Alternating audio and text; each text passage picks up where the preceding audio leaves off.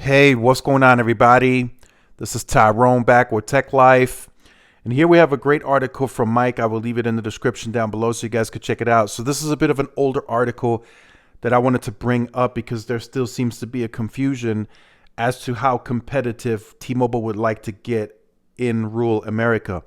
So I'll leave this article in the description so you guys could check it out. So in the next 4 years, and this is backdating to June 2021.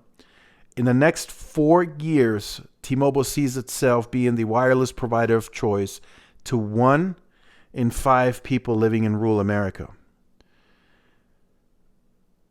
That is a huge opportunity for the company, especially in a segment where they've been underpenetrated. They haven't had anywhere close to fair share. But that requires an extensive network, right? You can't just go build in a small town and then provide roaming coverage outside of every small town, right?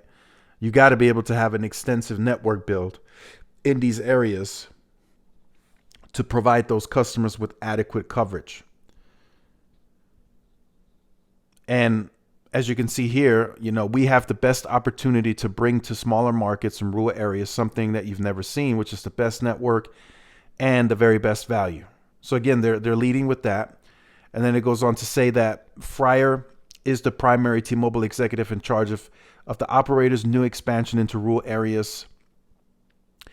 He wants to increase T-Mobile's market share in rural areas from the low teens, which is very accurate by the numbers, to around 20% by 2025. And that was back in 2021 when they first announced this. The territory covers fully 40% of the U.S. population, or around 140 million people in 54 million households. So the rural push is here, right? We're already close to 3 years in. This is back, like I said, backdating to 2021, and the expansion is ongoing.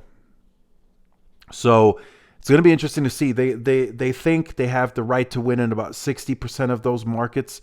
That will likely by the end of this year be 70 to 80%. I'm sure we'll get an update on that at the Q1 earnings.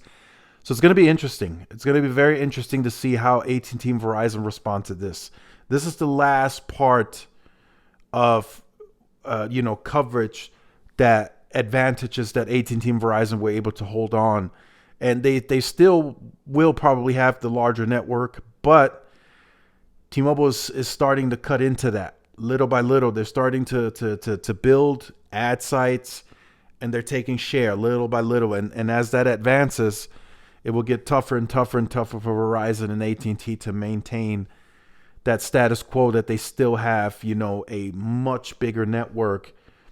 As T-Mobile gets into these smaller areas and they start taking share, and those people see, hey, wait a minute, T-Mobile has very similar coverage. That's when I think is going to become the bigger problem for AT&T and Verizon as T-Mobile starts moving into those areas with retail, with new sites, and trying to get that marketing in there and really change that network perception once and for all. So just wanted to share that with you guys. I'll be traveling, just to let you guys know, for those of you who stick around to the end of the videos, I'll be traveling to Tucson today. So I'll be reporting back on that trip, see if T-Mobile improved. A few years ago, I went that way. There were few stretches where T-Mobile had no service or weak service. So I'll let you guys know if they did fill that in. So make sure you guys stay tuned to the channel, like, share, subscribe, follow my social media outlets. This is Tyrone with Tech Live. See y'all in the next one. Peace.